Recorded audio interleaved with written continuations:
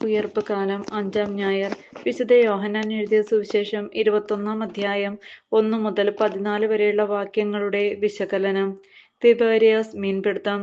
ഉയർപ്പിന് ശേഷമുള്ള മൂന്നാമത്തെ ഒരു പ്രത്യക്ഷപ്പെടലാണ് ഇന്നത്തെ പ്രമേയം. മഗ്ദല മറിയത്തിന് പ്രത്യക്ഷപ്പെട്ട സംഭവം ഒഴിവാക്കിക്കൊണ്ടായിരിക്കാം സുവിശേഷകൻ ഇങ്ങനെ എഴുതിയത്.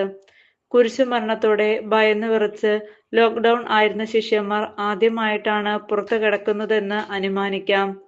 മറ്റ് സ്ഥിര വരുമാന മാർഗങ്ങളോ സമ്പാദ്യമോ ഇല്ലാത്ത ശിഷ്യർ മുറിയിൽ അടച്ചിട്ടിരുന്നാൽ വയറ്റിപ്പഴപ്പ് നടക്കുകയില്ലാത്തതിനാൽ മീൻ പിടിക്കാൻ പോകാനുള്ള തീരുമാനം മാനുഷികമായി ചിന്തിച്ചാൽ അത്ര വലിയ തെറ്റായിരുന്നുവെന്ന് പറയാൻ കഴിയില്ല.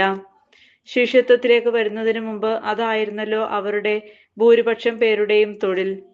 ഇതിനു മുമ്പൊരിക്കൽ രാത്രി മുഴുവൻ അധ്വാനിച്ചിട്ടും മീനൊന്നും കിട്ടാത്ത പത്രോസിനോടും കൂട്ടുകാരോടും ആഴത്തിലേക്ക് നീക്കി വലയെറിയാൻ പറഞ്ഞതും ഒരിക്കലും ലഭിക്കാത്ത അത്ര മീൻ ലഭിച്ചതും തുടർന്ന് ഞാൻ നിങ്ങളെ മനുഷ്യരെ പിടിക്കുന്നവരാക്കും എന്ന് പറഞ്ഞ് ശിഷ്യത്വത്തിലേക്ക് ക്ഷണിക്കുന്നതും മറ്റും നാം വായിക്കുന്നുണ്ട്. ഒരാൾ മീൻ പിടിക്കുന്നത് അതിനെ കൊന്നു തിന്നാനാണെങ്കിൽ മനുഷ്യനെ പിടിക്കുന്നത് ജീവൻ നൽകി രക്ഷിക്കാനാണ്. അത് ഉദാത്തമായ ഒരു ദൈവിക പ്രവൃത്തിയാണ്. നശ്വരമായ അപ്പത്തിനു വേണ്ടിയുള്ള അധ്വാനത്തേക്കാൾ ദൈവികമായ അപ്പത്തിനു വേണ്ടിയുള്ള അധ്വാനമാണ് കൂടുതൽ മേന്മയുള്ളതും വിലയേറിയതും. പത്രോസിനെ പോലെ ഒരു ആവേശത്തിൽ എടുത്തുചാടി ഇറങ്ങിത്തിരിക്കാനുള്ളതല്ല ദൈവിക വേല. നാം ദൈവത്തെ ഉപേക്ഷിച്ചാലും ദൈവം നമ്മെ പിന്തുടർന്നുകൊണ്ടേയിരിക്കും. തന്നെ തള്ളിപ്പറഞ്ഞവനെയും ഉപേക്ഷിച്ചു പോയവരെയും ഉദ്ധാനം ചെയ്ത് അവരുടെ മുമ്പിൽ പ്രത്യക്ഷപ്പെട്ടിട്ടും തന്നെ മറന്ന് മീൻ പിടിക്കാൻ ഇറങ്ങിയവരെയും അവൻ തള്ളിപ്പറയുകയല്ല. ഒരു അമ്മയുടെ വാത്സല്യത്തോടെ കുഞ്ഞുങ്ങളെ എന്ന് സംബോധന ചെയ്ത് സ്നേഹിക്കുകയാണ് ചെയ്യുന്നത്. മീൻപിടുത്തത്തിൽ അതിനിപുണനായിരുന്നിട്ടും യേശുവിനെ കൂടാതെ മീൻ പിടിക്കാൻ പോയി രാത്രി മുഴുവൻ വലയെറിഞ്ഞിട്ടും ഒരു പൊടി മീൻ പോലും അവർക്ക് ലഭിച്ചില്ല. ശിഷ്യത്തിൽ നിന്നും മാറി മനുഷ്യൻ ചെയ്യുന്ന അധ്വാനമൊന്നും ഫലം പുറപ്പെടുവിക്കുകയില്ല. ഈശോയോട് കൂടി ആയിരിക്കാൻ വളരെ സൂക്ഷ്മമായിട്ടാണ് യേശു അവരെ തിരഞ്ഞെടുത്തത്. വന്നു കാണുക, എന്നിട്ട് തിരസ്കരിക്കാനും സ്വീകരിക്കാനും സ്വാതന്ത്ര്യം നൽകിക്കൊണ്ടാണ് അവൻ അവരെ തിരഞ്ഞെടുത്തത്. യേശു പറഞ്ഞു, വള്ളത്തിന്റെ വലതുവശത്ത് വലയെറിയുക. മത്സ്യത്തിന്റെ ആധിക്യം നിമിത്തം അത് വലിച്ചു കയറ്റാൻ അവർക്ക് കഴിഞ്ഞില്ല. അപ്പോൾ യോഹന്നാന് സുബോധമുണ്ടായി. അവൻ പത്രോസിനോട് പറഞ്ഞു, അത് കർത്താവാണ്. അത് കേട്ടതും എപ്പോഴും എന്ന പോലെ വികാരവികസനായി പുറംകുപ്പായം എടുത്ത് ധരിച്ച് അവൻ കടലിലേക്ക് ചാടി. പുറംകുപ്പായം ധരിച്ചത് ഒരു തിരിച്ചറിവിന്റെ പ്രകടനമായിരുന്നു. മുൻ അനുഭവത്തിൽ മത്സ്യം ലഭിച്ചപ്പോൾ ഞാൻ പാപിയാണ് എന്ന് പറഞ്ഞ് യേശുവിൽ നിന്ന് ഒഴിഞ്ഞു മാറാൻ ശ്രമിച്ചവൻ ഇപ്പോൾ ബഹുമാന ആദരവോടുകൂടി പുറംകുപ്പായം ധരിച്ചുകൊണ്ട് അവനിലേക്ക് ഓടിയണയുന്നു. ഇനിയും വിട്ടുപോകാത്തവണ്ണം അവരെ തന്നിലേക്ക് ചേർത്ത് നിർത്തുവാനാണ് യേശു വന്നിരിക്കുന്നത്. ഞാൻ മുന്തിരിച്ചെടിയും നിങ്ങൾ ശാഖകളുമാണ്.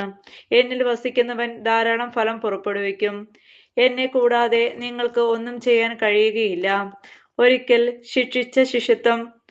ഒരിക്കൽ ലഭിച്ച ശിഷ്യത്വം ഉപേക്ഷിച്ച് തനിയെ നടത്തിയ അധ്വാനം തികച്ചും ഫലശൂന്യമായിരുന്നു. വലയിൽ അകപ്പെട്ട മത്സ്യത്തിന്റെ ആധിക്യം നിമിത്തം അത് വലിച്ചു കയറ്റാൻ അവർക്ക് കഴിഞ്ഞില്ല. ഗലീലി കടലിലുണ്ടായിരുന്ന 153 തരം മത്സ്യങ്ങളും വലയിൽ അകപ്പെട്ടുവെന്നാണ് പ്രശസ്ത ദൈവശാസ്ത്രജ്ഞൻ വില്യം ബാർക്ലേ ഇതിനെ വ്യാഖ്യാനിക്കുന്നത്. ഗലീലി കടൽ ലോകത്തെ പ്രതിനിധീകരിക്കുന്നു. ലോകത്തിലെ സർവ്വജനങ്ങൾക്കും ജീവൻ പ്രദാനം ചെയ്യാൻ വന്നവനാണ് യേശു.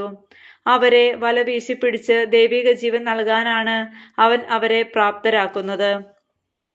രാത്രി മുഴുവൻ അധ്വാനിച്ചിട്ടും മീനൊന്നും ലഭിക്കാത്ത ശിഷ്യരെ തേടി ഉഷസായപ്പോൾ കടൽക്കരയിൽ കാത്തു നിൽക്കുന്ന ഈശോ ആഴമായ ഒരു പരിചിന്ത വിഷയമാണ് കുഞ്ഞുങ്ങളെ എന്ന സംബോധനയിലൂടെ കരുതലുള്ള കരുണാർദ്രമായ ദൈവസ്നേഹമാണ് വെളിപ്പെടുത്തുന്നത്. ഈശോയിലൂടെയുള്ള ദൈവത്തിന്റെ സ്വയം വെളിപ്പെടുത്തലാണ് ഇതിലൂടെ പ്രകടമാകുന്നത്. പഴയ നിയമകാലത്തും അദൃശ്യനായ ദൈവം മേഘത്തിൽ ഇറങ്ങി വന്ന് അവന്റെ അടുക്കൽ നിൽക്കുകയും കർത്താവ് എന്ന തന്റെ നാമം പ്രഖ്യാപിക്കുകയും ചെയ്തു. കാരുണ്യവാനും കൃപാനിധിയുമായ ദൈവം, കോപിക്കുന്നതിൽ വിമുഖൻ, സ്നേഹത്തിലും വിശ്വസ്തതയിലും അത്യുദാരൻ. ഇതിന്റെ മകുടോദാഹരണമാണ് യേശുവിൽ വെളിവാക്കപ്പെടുന്നത്. പ്രതീക്ഷയോടെ അവർ അനുഗമ ചെയ്ത യേശു അവർക്ക് നഷ്ടപ്പെട്ടു. ഇന്നത്തെ അവരുടെ അധ്വാനം നിഷ്ഫലമായി. ഇല്ലായ്മയുടെ ഈ നെറുകയിലാണ് അവരുടെ എല്ലാ കുറവുകളെയും നിറവുകളാക്കിക്കൊണ്ട് ദൈവത്തിന്റെ കരുണാർദ്ര സ്നേഹം യേശുവിന്റെ രൂപത്തിൽ തിബേരിയസ് കടൽ തീരത്ത് അവരുടെ മുമ്പിൽ പ്രത്യക്ഷപ്പെടുന്നത്. ദൈവവചനം അനുസരിച്ചാലുണ്ടാവുന്ന അത്ഭുത ശക്തി നാം ഇവിടെ കാണുന്നു. കാനായിൽ അവൻ പറയുന്നത് ചെയ്യുവിൻ. രാജസേവകനോട് പൊയ്ക്കൊള്ളുക, നിന്റെ മകൻ ജീവിക്കും തുടങ്ങിയ അവൻ പ്രവർത്തിച്ച അത്ഭുതങ്ങൾ ഇന്നും കണ്ണു തുറന്നു നോക്കിയാൽ നമുക്ക് ചുറ്റും എപ്പോഴും അരങ്ങേറുന്നത് നമുക്ക് കാണാം. നാം ഒക്കെ കാണുന്നുണ്ടെങ്കിലും അതൊന്നും ഹൃദയത്തിൽ ഗ്രഹിക്കാൻ നമുക്ക് കഴിയുന്നില്ല. അത്ഭുതങ്ങൾ മാത്രം കണ്ട് അവനെ പിന്തുടർന്നവരെ അവൻ വിശ്വസിക്കുന്നില്ല. കാരണം അവൻ അവരെയെല്ലാം അറിഞ്ഞിരുന്നു. സത്യം സത്യമായി ഞാൻ നിങ്ങളോട് പറയുന്നു, അടയാളങ്ങൾ കണ്ടതുകൊണ്ടല്ല, അപ്പം ഭക്ഷിച്ച് തൃപ്തരായത് കൊണ്ടാണ് നിങ്ങൾ എന്നെ അന്വേഷിക്കുന്നത്. അവന്റെ വാക്ക് കേട്ട് വലയെറിഞ്ഞപ്പോൾ വലിച്ചു കയറ്റാൻ കഴിയാത്തവണ്ണം അവർക്ക് മത്സ്യം ലഭിച്ചു. മീനെ പിടിക്കാനും ചെറുപക്ഷികളെയും മൃഗങ്ങളെയും പിടിക്കാനും മനുഷ്യൻ വല വിരിക്കാറുണ്ട്. അതുപോലെ ജീവൻ നശിപ്പിക്കാനായി വല വിരിക്കുന്ന മനുഷ്യരുമുണ്ട്. മയക്കുമരുന്നിന്റെ വല നാടെങ്ങും വിരിക്കപ്പെട്ടിരിക്കുന്നു. വ്യാജപ്രേമത്തിന്റെ വല തിരിച്ചറിയാൻ കഴിയാതെ ലാളിച്ച് വളർത്തിയ മാതാപിതാക്കളെ തള്ളിപ്പറഞ്ഞ് ദുരിത ജീവിതത്തിന് ഇരകളായി തീരുന്ന കേരള സ്റ്റോറി വ്യാപകമായി അരങ്ങേറപ്പെടുന്നു.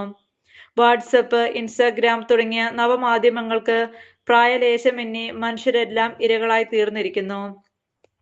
അങ്ങനെ വെളിച്ചത്തിലേക്ക് പാറിയെടുക്കുന്ന ഈയാംപാറ്റകളെ പോലെ ഒന്നിനു പുറകെ ഒന്നായി സാത്താൻ വിരിച്ചിരിക്കുന്ന കണ്ണഞ്ചിപ്പിക്കുന്ന മാസ്മരിക വലയങ്ങളിൽപ്പെട്ട് നമ്മുടെ ജീവിതം നഷ്ടപ്പെടുകയാണെന്ന് തിരിച്ചറിയുമ്പോഴേക്കും എല്ലാം തകർന്ന തരിപ്പണമായി കഴിഞ്ഞിരിക്കും.